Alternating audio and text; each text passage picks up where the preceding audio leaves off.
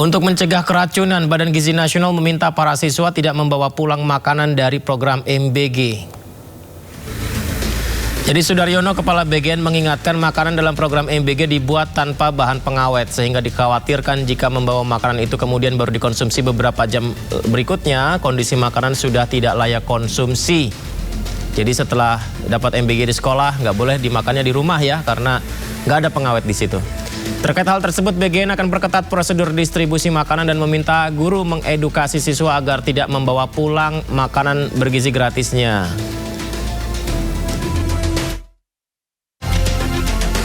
Dari mulai selesai masak sampai dengan makan itu ya benar, tapi kemudian dia bungkus, dibawa pulang, dan dikonsumsi bersama keluarga yang lain. Sehingga yang keracunan bukan hanya siswanya, tapi termasuk anggota keluarga yang mengkonsumsi makanan itu. Nah ini bagian dari PR kami, bagaimana mengedukasi ya.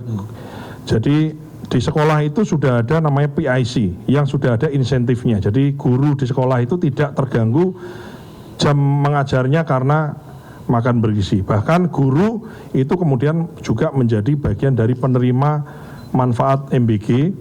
Dalam tujuannya adalah untuk mengedukasi siswa-siswanya, mencegah tadi itu, jangan yang ini jangan dibawa pulang, yang ini gitu. Jadi kita ke depan ini kita berusaha untuk bagaimana fungsi-fungsi edukasi ini betul-betul secara konsekuen itu kita terapkan.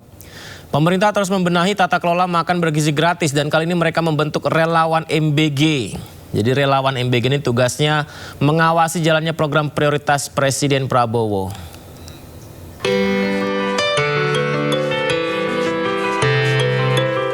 Program makan bergizi gratis terus menjadi sorotan. Sejumlah masalah yang timbul membuat pemerintah terus berbenah. Relawan SPPG dari berbagai daerah dibentuk. Mereka akan mengawasi kelancaran program prioritas pemerintah. Akan ada saling belajar, saling koordinasi, saling kenal di antara mereka-mereka yang aktif dalam kegiatan makan bergizi gratis agar bisa membantu pemerintah meningkatkan kualitas dari MBG sebagai kegiatan untuk investasi sumber daya manusia di masa yang akan datang. Nantinya para relawan menjadi penghubung antara masyarakat dengan pihak pelaksana program, khususnya jika ditemukan kendala atau persoalan di lapangan. Yang mana bisa meminimalisir dan bahkan targetnya yaitu zero incident, bisa melakukan evaluasi dan mendapatkan hasil yang terbaik sehingga program MBG ini bisa diterima di masyarakat dan meningkatkan kepercayaan publik. Saat ini pemerintah terus berbenah. Pengawasan pelaksanaan MBG di sejumlah tempat pun diperketat. Dari Jakarta, Helmi Sajangbati, iNews melaporkan. Pemirsa, walaupun karibnya Dr. Tifa sudah menyatakan mundur dalam pusaran kasus ijazah Joko Widodo, namun Roy Suryo mengaku tetap mendukung karibnya itu jalani sidang pra-peradilan. Rencana Dr. Tifa jalani sidang pra-peradilan terkait penghentian penuntutan.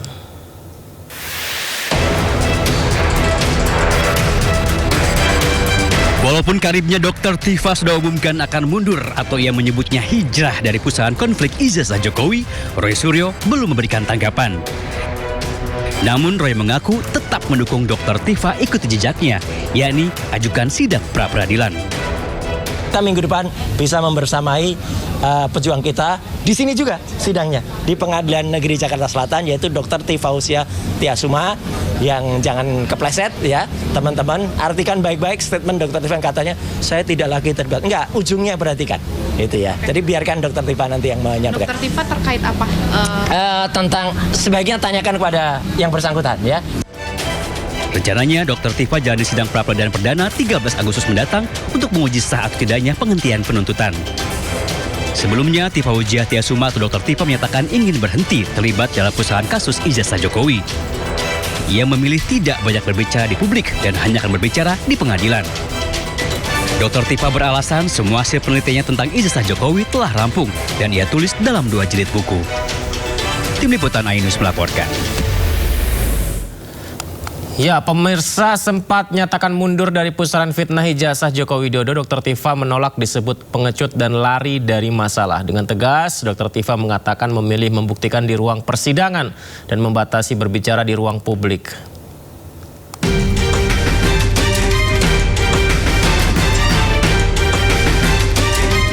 Setelah menyampaikan pernyataan hijrah dan mundur dari pusaran fitnah ijazah Jokowi, tak sedikit yang menilai Dr. Tifa menyerah, bahkan lari dari permasalahan yang tengah dihadapinya. Tak ingin bola liar kian menggelinding, Dr. Tifa membantah semua tudingan. Dengan tegas ia menyebut sama sekali tidak melarikan diri dan menolak disebut pengecut. Dr. Tifa menyebut makna hijrah atau mundur yang dimaksud ialah ia tidak ingin banyak berbicara di ruang publik dan memilih berjuang di meja hijau demi membuktikan tuduhan yang diarahkan kepadanya. Selain itu, Dr. Tifa juga mengaku seluruh hasil penelitian tentang Jokowi dan ijazahnya sudah rampung ia selesaikan dan sudah ia bukukan dalam 2 buku berjudul Jokowi White Paper dan Otak Politik Jokowi. Artinya sebagai intelektual publik, sebagai ilmuwan, pekerjaan saya sudah selesai.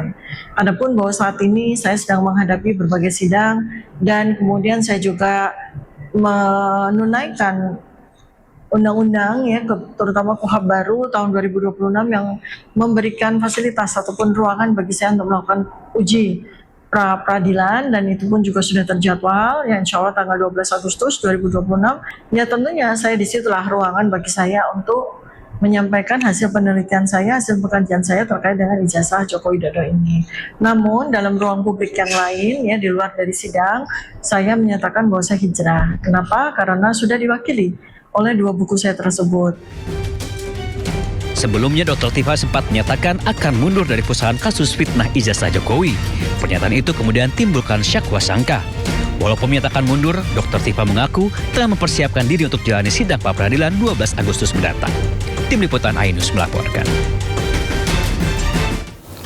Ia anggap proses pra-peradilan memakan waktu dan melupakan pokok perkara. Pradi Bersatu menyurati Mahkamah Agung. Pradi Bersatu menuntut adanya kejelasan dalam berbagai proses pra-peradilan agar tak melanggar prinsip dan kepastian hukum. Dalam konferensi persnya hari ini, Sekjen Pradi Bersatu mengatakan telah bersurat kepada Mahkamah Agung terkait kejelasan proses pra-peradilan. Adi Darmawan mengatakan pra-peradilan yang dilakukan berulang kali oleh pelaku kriminal dapat melanggar prinsip atau kepastian hukum. Kita sendiri tidak mampu menjawabnya sehingga hari ini kami mendesak Mahkamah Agung untuk segera mengeluarkan surat edaran atau peraturan Mahkamah Agung dan atau di tingkat bawahnya langsung melaksanakan penetapan. Karena itu sesuai dengan prosedur hukum yang ada. Melanggar prinsip sekali lagi bahwa di mana tidak adanya kejelasan terkait prabit, maka niscaya sesuai dengan apa yang telah kita pelajari bersama di Fakultas Hukum bahwa ini telah melanggar prinsip hukum itu sendiri. Ya, apa prinsip hukum? Adalah kepastian hukum itu sendiri. Kematiannya masih menyisakan banyak teka-teki. Jasad orang dekat ex-Jampitsus Febri pun akan diekshumasi. Benarkah ekshumasi mampu membuka tabir kematian Sutrimo selama ini tersembunyi? Diskusinya kita hadirkan di Sindo Prime usai jeda.